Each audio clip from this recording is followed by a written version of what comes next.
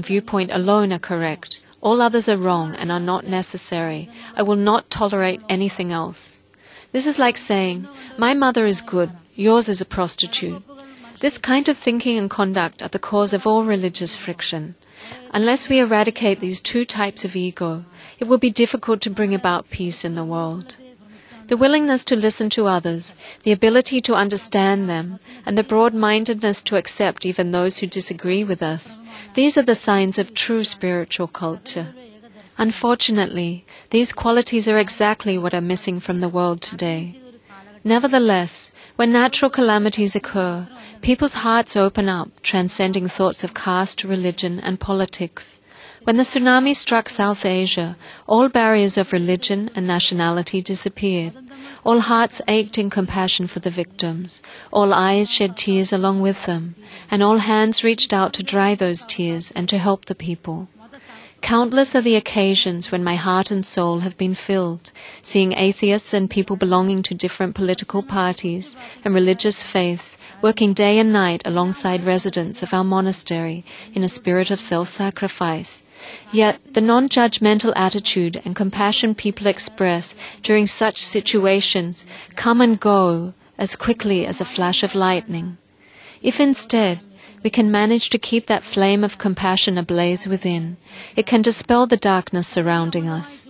In this way, may the trickle of compassion within us grow into a torrential flow. Let us transform that spark of love into an effulgence, blazing like the sun. This will bring heaven on earth. The capacity to do this dwells within all of us. It is our birthright and true nature. Regardless of its color, if we fill a balloon with helium, it will soar up to the sky. Similarly, people of all religions can soar to great heights if they fill their hearts with love. Amma remembers a story. Once, the colors of the world gathered together. Each one exclaimed, I am the most important and beloved color. The conversation finally culminated in a quarrel. Green proudly declared, Indeed, I am the most important color. I am the sign of life. Trees, vines, all of nature is my color. Need I say more? Blue interrupted. Hey, stop your blabbering. You're only talking about the earth. Don't you see the sky and the ocean? They're all blue in color. And water is the substratum of life. Hail to me, the color of infinity and love. Hearing this, Red shouted, Enough is enough. Everybody shut up. I am the ruler of you all. I am blood. I am the color of valor and courage. Without me, there is no life. Amidst this, White softly spoke. You have all stated your cases. Now I have just one thing to say. Don't forget the truth that I am the substratum of all colors. Still, many more colors came forward, all extolling their greatness and supremacy over the others. Gradually, what began as a mere exchange of words developed into a verbal battle. The colors were even poised to destroy each other. Suddenly the sky became dark. There was thunder and lightning, followed by a heavy downpour. The water level rapidly rose. Trees were uprooted, and all of nature was in turmoil. Trembling with fear, the colors helplessly cried out, Save us! Just then they heard a voice from the heavens. You colors, where are your ego and false pride now?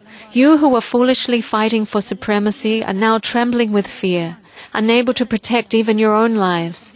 All you claim as yours can perish in an instant. You must understand one thing. Though different, each of you is beyond compare. God has created each one of you with a different purpose. To save yourselves, you must stand hand in unity. If you stand together in oneness, you can soar up and stretch across the sky. You can become the rainbow with all 7 colors, harmoniously standing side by side, the symbol of peace and beauty, the sign of hope for tomorrow. From that height, all differences disappear and you see everything as one. May your unity and harmony become an inspiration for all. Whenever we behold an exquisite rainbow, may we feel inspired to work together as a team with mutual understanding and appreciation. Religions are the flowers arranged for worshipping God. How beautiful it would be if they stood together. They would then spread the fragrance of peace throughout the whole world.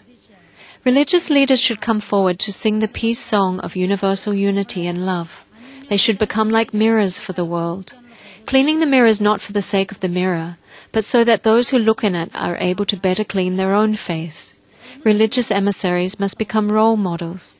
The example that religious leaders set will determine the purity of their followers' actions and thoughts. Only when noble-minded people practice religious ideals will their followers imbibe the same spirit and feel inspired to act nobly. In a way, everyone should become a role model, because someone or other will always be taking us as an example. It is our duty to consider those who look up to us. In a world of role models, there will neither be war nor weapons. They will be reduced to nothing more than a bad dream we had long, long ago. Arms and ammunitions will be rendered artifacts to be kept in some museum, symbols of our past, when humans erred from the path leading to their goal. Our mistake is that we have become deluded by the superficial aspects of religion. Let us rectify this error. Together, let us realize the heart of religion, universal love, purity of heart, beholding oneness everywhere. We live in an age when the entire world is reducing into a global village. What we need is not mere religious tolerance, but deep mutual understanding. We should do away with misunderstanding and mistrust. Let us bid farewell to the dark age of rivalry and mark the beginning of a new era of creative, intra-religious cooperation. We have just stepped into the third millennium. May the future generation call this the millennium of religious friendship and cooperation. Allow me to propose a few suggestions for everyone's attention. A one-word solution for almost all the problems the world is facing today is compassion. The essence of all religions is in being compassionate to others. Religious leaders should highlight the importance of compassion through the example of their own lives. Nothing is more scarce in the world today than role models. To bridge this gap, religious leaders should come forward. Due to our exploitation of nature and general lack of awareness, pollution is destroying the earth. Religious leaders should conduct campaigns to create awareness regarding the importance of environmental protection.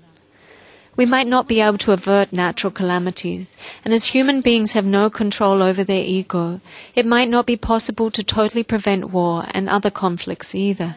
But if we make a firm resolve, surely we can eradicate hunger and poverty. All religious leaders should try their level best to achieve this goal.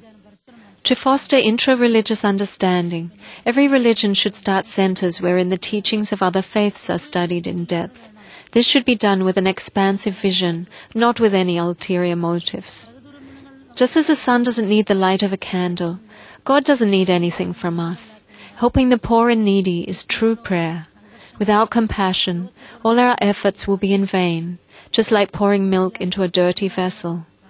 All religions should emphasize the importance of compassionately serving the poor and suffering. Let us pray and work together to create a joyous tomorrow, free from conflict, where religions work together in happiness, peace, and love. May the tree of our life be firmly rooted in the soil of love. Let good deeds be the leaves on that tree. May words of kindness form its flowers. May peace be its fruit. Let us grow and unfold as one family, united in love, that we may rejoice and celebrate our oneness in a world where peace and contentment prevail. സ്നേഹത്തോടും ഐക്യത്തോടും ശാന്തിയോടും ഒന്നിച്ച് പ്രവർത്തിക്കുന്ന ഒരു നല്ല നാളേക്ക് വേണ്ടി നമുക്ക് കൂട്ടായി പ്രാർത്ഥിക്കാം, അതിനുവേണ്ടി പ്രവർത്തിക്കാം.